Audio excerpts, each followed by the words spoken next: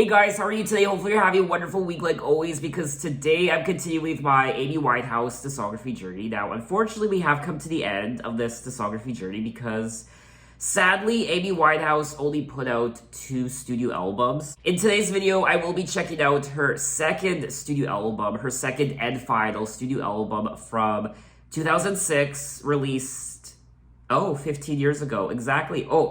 Almost exactly 15 years ago, October 27th, 2006, called Back to Black. Now, there was a third album released just months after Amy's death, a posthumous compilation album called Lioness Hidden Treasures, and this third album features unreleased songs, covers, and demos. I won't be doing a video for this compilation posthumous album because Amy wasn't alive when this album came out, so I don't know if she would have approved it or not. I don't know how she would have felt about it, and it always rubs me the wrong way when a record label puts out an album just months after an artist's death. I had the exact same feeling when I did Michael Jackson's 2 posthumous albums, Michael and Escape, and it felt wrong. It didn't feel right to do videos for those albums, and I think going forward on my channel, I'm not going to do any posthumous albums. Now, the album Black to Black was based on Amy's relationship with her then ex-boyfriend and future husband, Blake Fielder Civil, who temporarily left her to pursue his previous ex-girlfriend. Now, this album, Back to Black, has an immense legacy. It's one of the greatest albums of all time, according to Rolling Stone. In 2020, Back to Black was ranked at number 33 on Rolling Stone's list of the 500 greatest albums of all time. The album also paved the way for future artists like Adele and Duffy and Estelle, and the album Back to Black has sold over 16 million copies worldwide. It also became the UK's second best-selling album of the 21st century so far. Now, I will be listening to the deluxe edition of Back to Black, which means there are a few bonus tracks at the end of this video that I'll be listening to for a total of 15 songs. And the only tracks I recall hearing are tracks number 1 and 2 and 5, Rehab, You Know I'm No Good, and Back to Black. And we did kick off the video with Rehab, which was the lead single from the album. Now, as we all know, Amy did struggle with alcohol addiction, and it's clear as day in the lyrics of this song that that is what she's addressing. They tried to make me go to rehab, but I said, no. Yes, I've been black, but when I come back, you'll know, no. And then later on in the song, she does say, I don't ever want to drink again. I just need a friend. I don't ever want to drink again. I just need a friend. It really is a heartbreaking song, and now that I've actually read the entirety of the lyrics, it's even more tragic. Now, the song was produced by Mark Ronson, and in an interview, Mark was telling the story of how the song came to be, Rehab. And he and Amy were in a store in New York. Amy was buying a present for her boyfriend, and Amy was explaining how she hit a low in her life, and her dad came over to try and talk some sense into her. And she was like, he tried to make me go to rehab. And I was like, no. And then Mark Ronson replied by saying, ding, ding, ding. Like, we need to go back to the studio right now. Because I guess he realized that what she said right there, he tried to make me go to rehab. And I was like, no. I guess Mark realized in this moment that they had something on their hands when it came to a great song. Now, I remember when this song first came out, it was a huge smash. It was all over the radio. It's quite unforgettable, especially the chorus. They tried to make me go to rehab, but I said no. And I remember a lot of people were making fun of this song. People were making parodies, especially of the chorus, and it's really unfortunate that people were doing that. I remember a lot of people were making fun of Amy Winehouse's addiction, her alcohol addiction. And people were saying, well, her name is Amy Winehouse, and she's addicted to alcohol. And people were making that joke, and people were making fun of her for talking about and singing about rehab when her last name was Winehouse. And it was just really mean. It almost came to the point where her addiction was a joke to a lot of people, and people enjoy making fun of her and her personality and her eccentric behavior. But unfortunately, Amy paid the ultimate price with her life when she did die in 2011 at the age of 27 from alcohol poisoning. The song won 3 Grammy Awards, including Record of the Year, Song of the Year, and Best Female Pop Vocal Performance. But anyway, let's move on to track number 2, You Know I'm No Good.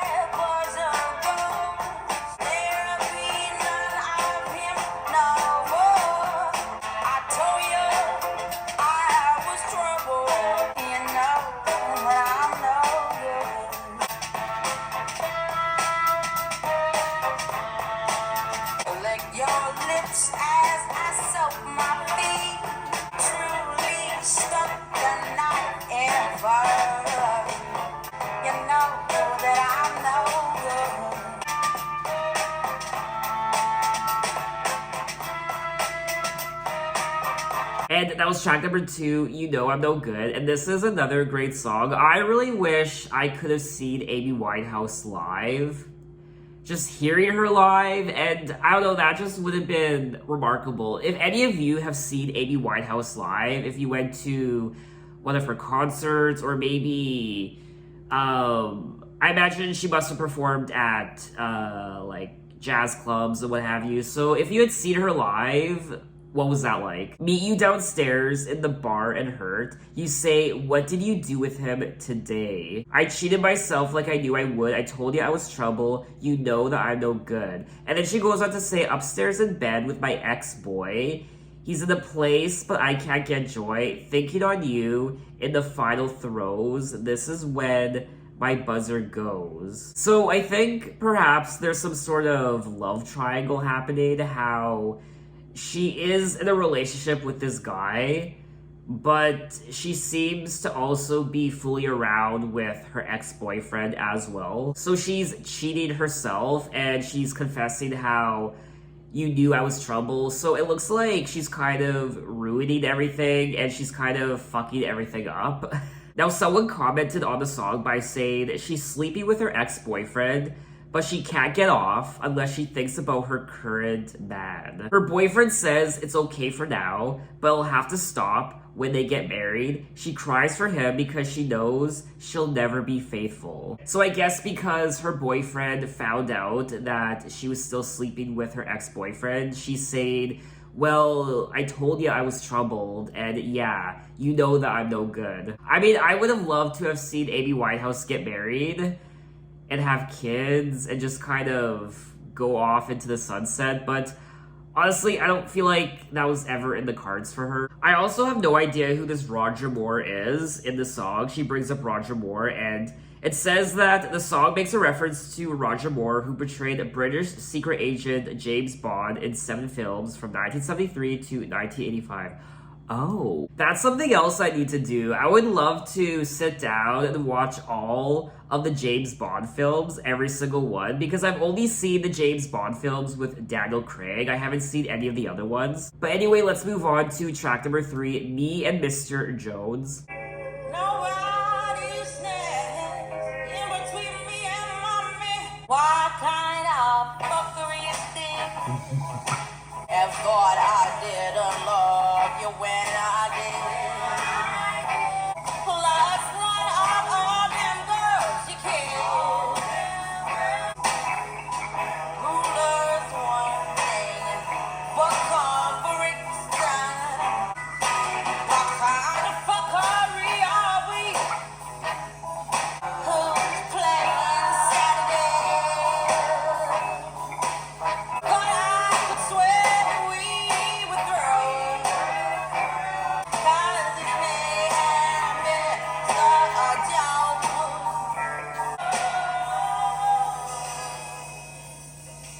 And that was track number 3, Me and Mr. Jones, and I enjoyed this song.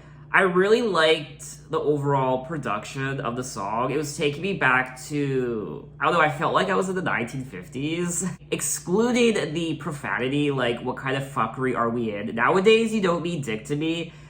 I don't know, at least from my understanding, musicians typically didn't cuss or swear in their songs back in the 1950s. From my understanding, I mean, I haven't listened to many 1950 songs. Nobody stands in between me and my man. It's me and Mr. Jones. What kind of fuckery is this? You made me miss the Slick Rick gig. And she also says, no, you ain't worth guest list, +1 of all of them girls you kiss. You can't keep lying to yourself like this. Can't believe you played yourself like this. Now, the song is about Amy accepting that she never made it to a Slick Rick concert, but yet refuses to skip a Nas show as they were both close friends.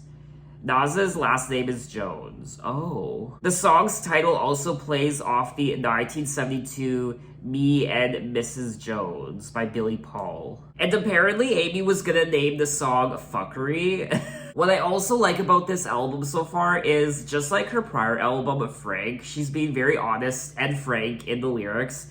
Overall, Amy just seems to be a very truthful person when it comes to her feelings. But not only is she truthful when it comes to how she feels about other people, she's very truthful when it comes to herself as well. So I think she knows when she fucks up, and she knows when she does something wrong. She doesn't play the victim, and she doesn't play, I guess, ignorant. What I also love about Amy Winehouse's music is every syllable she sings comes from a place of honesty. And she's not just reading lyrics from a page or from memory. She's actually putting all her emotions and feelings into what she's singing. So let's move on to track number 4, Just Friends. When will we get the time to be?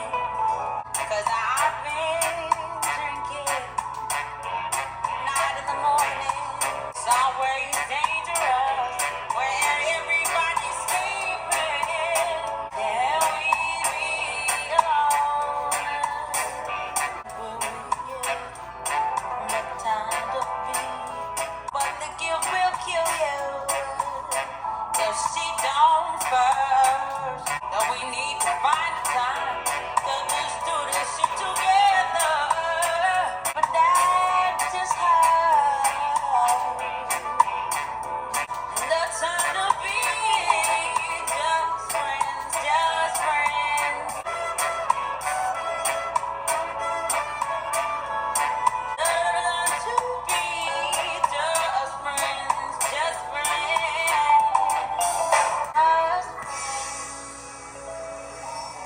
And that was track number 4, Just Friends. And this is another good song. It's not one of my favorites on the album, but I still really enjoyed listening to it. And of course, Amy's vocals are in the forefront and is the highlight of the song, I feel like. Also, the production. I was kind of just moving my body, getting into the groove of the song, and I liked it. When will we get the time to be just friends? It's never safe for us, not even in the evening, because I've been drinking. Not in the morning, where your shit works. And I've been thinking, can we be alone?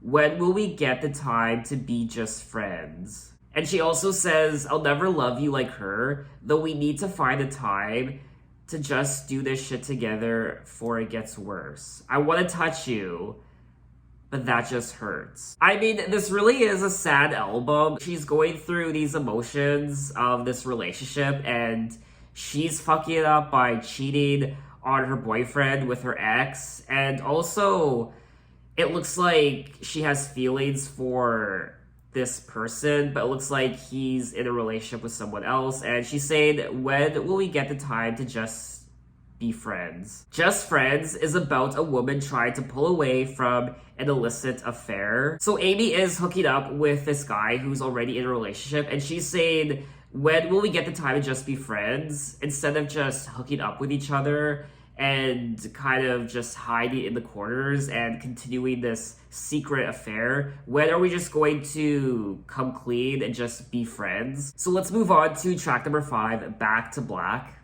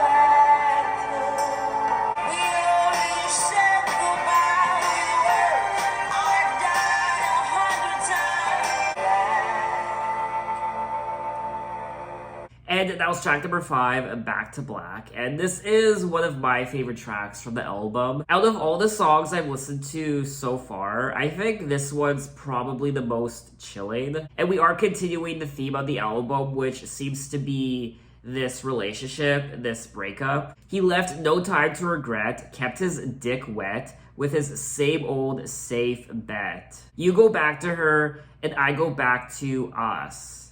I go back to black. It's really sad because this guy broke up with her and he is already with another woman. He's keeping his dick wet.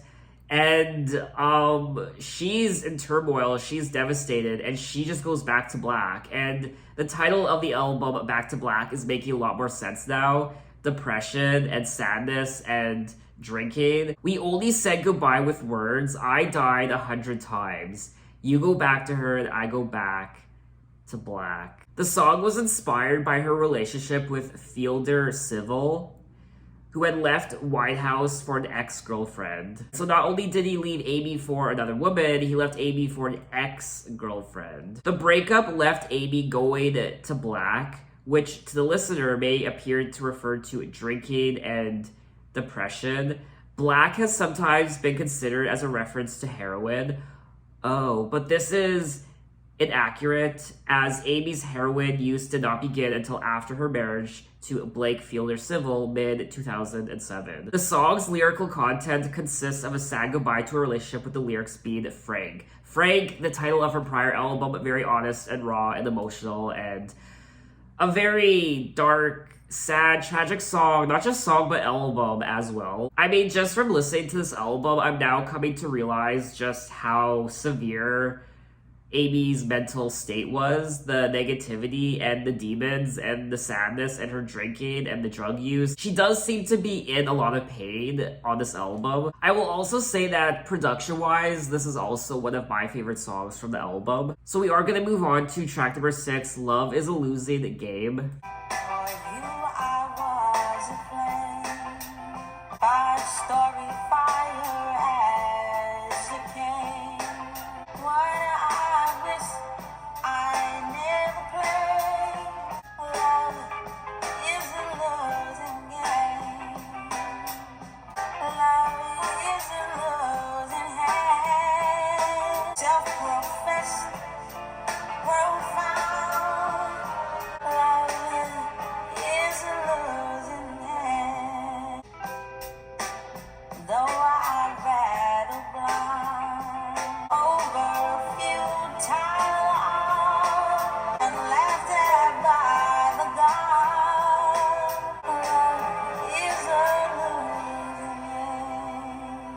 And that was track number 6, Love is a Losing Game, and it was a short and beautiful, yet of course sad and tragic song. For You, I Was a Flame, Love is a Losing Game, 5-story fire as you came. Love is a losing game. And then she also says, what a mess we made, and now the final frame, love is a losing game. This relationship does seem to be quite the mess, I will say. A very messy breakup, and just her emotions and what it did to her. Love is a fate resigned. Memories mar my mind. I mean, this is so sad. And laughed at by the gods. And now the final frame, love is a losing game. It's really sad how love is just torturing her, and it's devastating her, and it's just horrible. People have said that Amy sounds resigned in the song, vocally, the way she sings it. And there was something quite just empty, almost like she did give up on this love, and love in general, and just going back to black. And this is, I mean, such a devastating album to listen to. George Michael named the song as one of his 8 choices on the Radio 4 program Desert Island Discs, and even Prince himself covered the song live. I mean, imagine having George Michael and Prince cover your songs. So we are gonna move on to track number 7, Tears Dry on Their Own. I can never be to you. It's the darkness that we know and this regret I got. I knew I had to make my match. But every moment we get snatched. You don't own nothing to me but to walk away. I have no capacity. The sun goes down, he takes the day, but I'm wrong. My tears dry on their own. I don't understand. Why do I stress the man? I'll be some next man's other woman, so he walks away. The sun goes down, he takes the day, but I'm wrong. So walk away. He walks away. My tears dry on their own. Dry up for the place, lonely lover see. He walks away. Deep shade, my tears dry on their own. That was track number 7, Tears Dry on Their Own, and there's something quite, I guess, optimistic about this song, but still, even though it's optimistic in ways, it's still quite sad. My tears dry on their own. I don't understand, why do I stress the man when there's so many bigger things at hand? We could have never had it all. We had to hit a wall. So this is inevitable withdrawal. Even if I stopped wanting you and perspective pushes through, I'll be some next man's other woman soon. So it looks like perhaps she's telling herself that she shouldn't beat herself up over this guy anymore, and it was inevitable, and tears dry on their own. It is what it is, and she's just, I guess, being very truthful about the situation, and there are bigger things at hand. She also confesses that she will soon be some next man's other woman. Not some man's woman, but some man's other woman. It almost seems like, even though she's, I guess, getting over this relationship to an extent, tears dry on their own, she still doesn't seem like she's worthy of being loved by a man. It's like she's always going to be having affairs, and there's always going to be ex-boyfriends and ex-girlfriends. It's almost like she's not good enough for true love. It's almost like she's saying, I'm not good enough, or love is a losing game. It's almost like she's saying, I'm not meant to be loved or in a loving relationship. When interpreting the song, someone pointed out she doesn't bother to dry her own tears. They dry on their own with her makeup streaming down her face. It's about going into a sexual relationship just for kicks with someone you know you could never have a future with. Then inadvertently falling so in love with him, you can't even see the sun in the sky when he's not around. Honestly, this is one of the most tragic albums I've ever listened to. It's not the happiest album, and it's not one of those albums that I would want to listen to all the time. So let's move on to track number 8, Wake Up Alone. It's okay in the day, I'm staying busy. When I catch myself, I do a 180. I stay up, clean the house, at least I'm not drinking. Just disappears soon as the sun sets. Self-consoled, he swims in my eyes by the bed, and I wake up alone. Barbara's my heart, I'd rather be restless. The dark covers me, and I cannot run now. When he comes to me, I drift for him tonight. He's fixing my dreams, seizing my guts.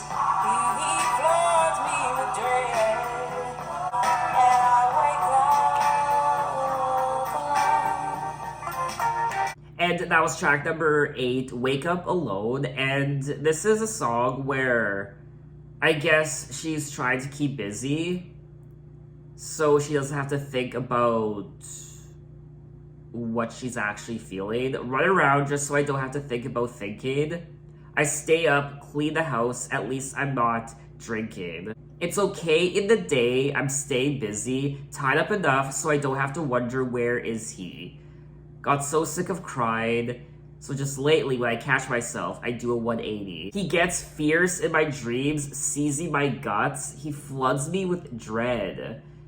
Soaked in soul, he swims in my eyes, my bed. And I wake up alone. When he comes to me, I drip for him tonight. Drowning in me, we bathe under a blue light. It's sad, it really is. The song chronicles the time right after a breakup, and we are trying not to think of the person by keeping busy. And keeping busy can mean many things. Like what Amy was doing in the song, she was cleaning, but also just having sex with other people after a breakup, just to have that intimacy, but then you still end up waking up alone. Some people have also pointed out the liquid references in this song, which do allude to alcohol and her alcohol addiction.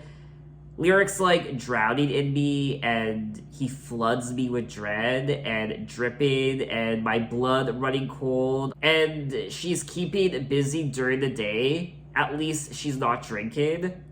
But then in the evening, when she no longer has anything to do, perhaps that's when she starts drinking again. She also brings up soaked in soul, he swims in my eyes by the bed, pour myself over him, mood spilling in. So I do think she is singing about her ex in this song, the breakup from her boyfriend, but also her relationship with alcohol as well. So the relationship she once had with this guy, but also her current relationship with alcohol. So let's move on to track number 9, Some Unholy War. If my man was fighting with strength he didn't know, it's you I'm fighting for. At his side and to run on pride. Put it in writing. My stomach standing still. I like you reading my will. Just me, my dignity. I'm unholy war, and I will stand beside you. I'd like to if my man was fighting.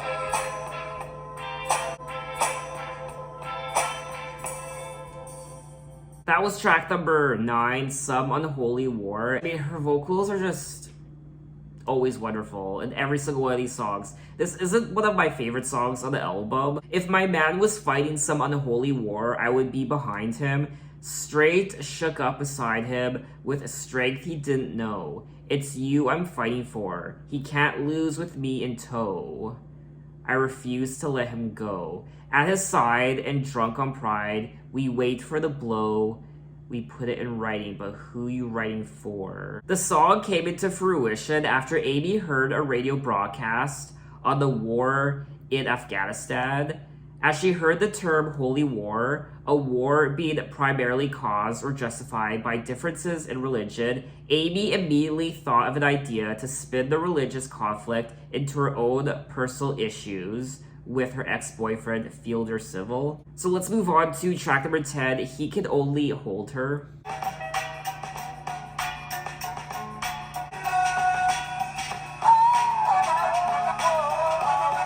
You can only hold her for so long.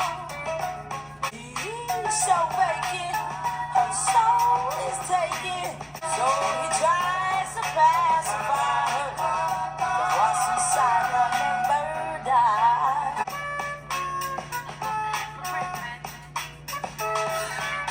Searching kisses, the man's mistakes. Now, can he have her heart? Whoa. So he tries to pacify her.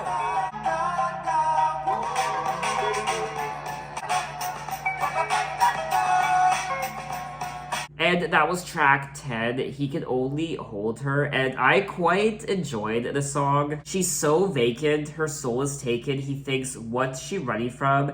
How can he have her heart when it got stole. And then at the end of the song, she keeps repeating, "'Cause what's inside her never dies," so he tries to pacify her. Even if she's content in his warmth, she is plagued with urgency, searching kisses, the man she misses. I really like the backing vocals on this track in particular. It's very, I guess, doo-wop. The da-da-da-da-da. But anyway, let's move on to track number 11, Addicted. Tell your boyfriend next time you're around, smoke off my weed, man. You got stuff called the green man. Once is enough to make me attached. I'm tired of them airport security teams when you smoke all my weed, man.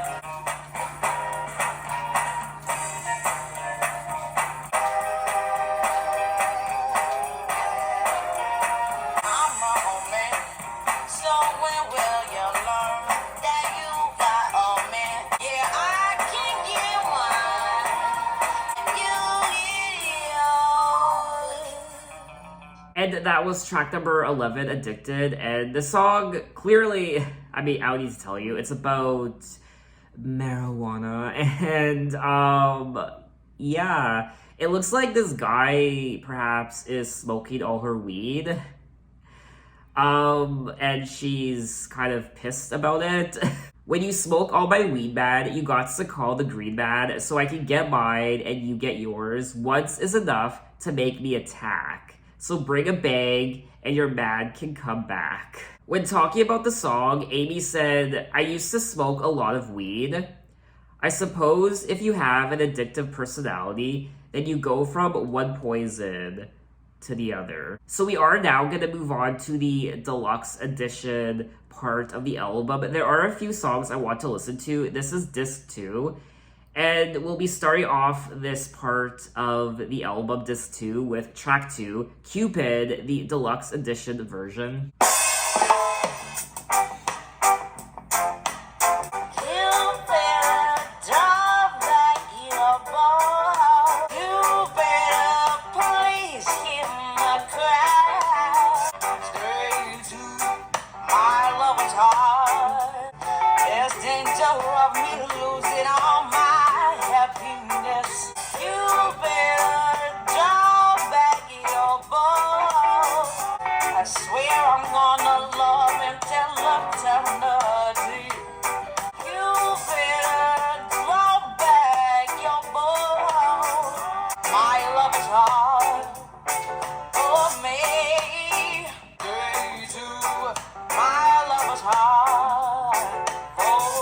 And that was track 2 of disc 2 of Back to Black, and this was a cute song. It's quite different from the rest of the album. It's more cheery and, I guess, lovely. It's not dark, it's not somber, it's not depressing like a lot of the other songs. Cupid, draw back your bow and let your arrow flow straight to my lover's heart. I do think this song might be a cover. Cupid is a song by Sam Cooke, released in 1961. Cupid was ranked at number 452 in Rolling Stone magazine's list of the 500 greatest songs of all time. Well, so let's move on to track number 3, Monkey Man.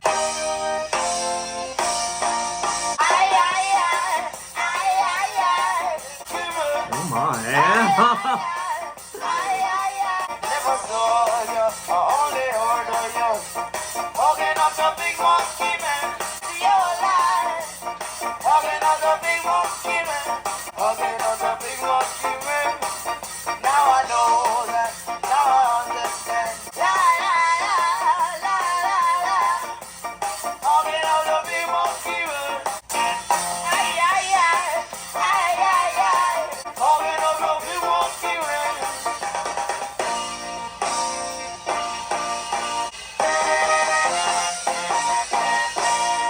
What? Track number 3, Monkey Man. Hug it up to Big Monkey Man. What was that? Okay, that was fun. It didn't even sound like her though. Her voice was quite distorted. Yeah, it was a little bizarre, I won't lie. She did sound like she was kind of under the influence. Monkey Man is a 1969 song by the Maytals. In 2009, Kylie Minogue and the Wiggles covered the song. Well, I would love to hear that. Could you imagine if she included this track on the regular release of Back to Black?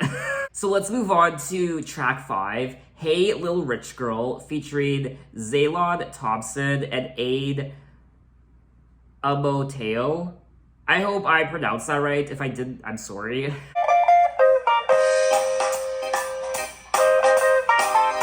I bought you a photo when you were 15. You were just a rich girl. You live in London. Now he's taking your freedom for a taste. I know you're worn out tears, your stays from everyone. Hey, little rich girl. Ooh. I wrote you in this song. Ooh, oh, I know you're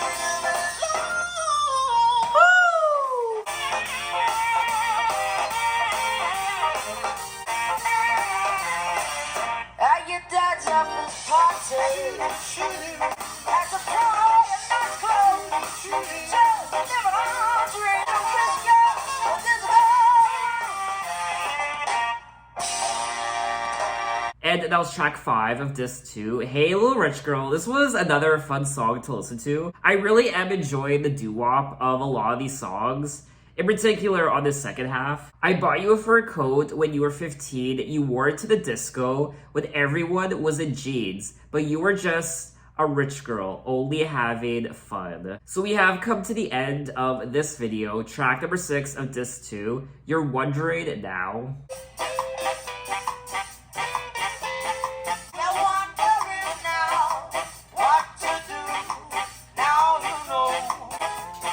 first time I swallow.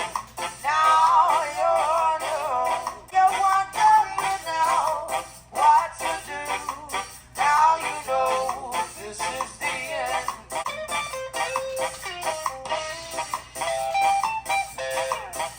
I won't return wherever you will wait. Now you know this is the end. What to do? Now you know this is the end. All the way is the end. And that was the final track. Track 6, You're Wondering Now of disc 2. And this was another fun song. And obviously, I think this is another cover. She ends the song by saying, You're wondering how you will pay for the way you misbehaved. You're wondering now what to do. Now you know this is the end. And this really was the end for Amy Winehouse, her last album. And this song in particular, this song is quite bittersweet. So that was Back to Black by Amy Winehouse. And wow, this was, first and foremost, I don't need to tell you, but such a sad, somber, tragic album. She's dealing with not only her addictions, her drug addiction and her alcohol addiction, her own personal demons, but also this relationship, her ex-boyfriend, and her views on love and the damage love has done to her. The album is very cohesive, in my opinion, lyrically and also production-wise. The production was great. I love jazz music. It's not always my go-to genre, but I think it's so pleasant to listen to. This album was predominantly jazz and blues, but also I think there was some reggae as well. And also lots of doo-wop, and I really like the backing vocals on a lot of these songs. You can tell that she was inspired by just 1950s, 1960s jazz artists, and I even think she sampled a lot of songs and her songs on this album. It does say that the album was influenced by the pop and soul music of 1960s girl groups. The highlight of the album was, of course, Amy's vocals. I mean, her vocals told its own story. I mean, you have the story of the lyrics and the themes of the lyrics, but then you have the story of Amy's voice and her vocals, and every syllable she sung came from the heart. This definitely isn't an album I would want to listen to all the time. It's not the happiest album. It definitely helps, I guess, if you're going through a breakup, a really difficult breakup. Not just a breakup though, but your own personal demons when it comes to addiction, alcohol addiction, and drug addiction. I mean, I've known people in my family who suffered from alcohol addiction. I do recommend the second disc, disc 2 of Back to Black. It sounds quite different from disc 1. It's more playful and fun and upbeat, I guess. A lot of the songs from disc 2, Cupid, Monkey Bad, Hey Little Rich Girl, You're Wondering Now, definitely don't really fit in with the overall aesthetic of disc 1. It's just really unfortunate that we will never hear another album from Amy Winehouse. One can only imagine the albums she could have put out through the 2010s decade. Or who knows, maybe Amy was never meant to... I mean, this is gonna sound bad, but maybe Amy was never meant to have longevity in her music. Maybe it was always supposed to be this way, just with her own personal demons, her addictions. Maybe she was never supposed to have a long career. And maybe even if she was still alive today, maybe she still wouldn't have put out another album. I don't know, just the direction Amy's life was headed with her addictions and just her own mentality. It always seemed like it was never going to end well for Amy, even though there was optimism and there was always hope that she would get better. So what did you guys think of the album, and what are your impressions of it? And of course, just like most of my other videos, I feel like I could say more, and there is more I want to say, but I can't think of what else I want to say right now. So at this point, I feel like I would just be rambling, so I think I'm gonna leave it there. So thanks for watching, guys. You can find me on Instagram, you can find me on Twitter, you can message me, you can say, hey, how are you? And I will see you next time. Take care.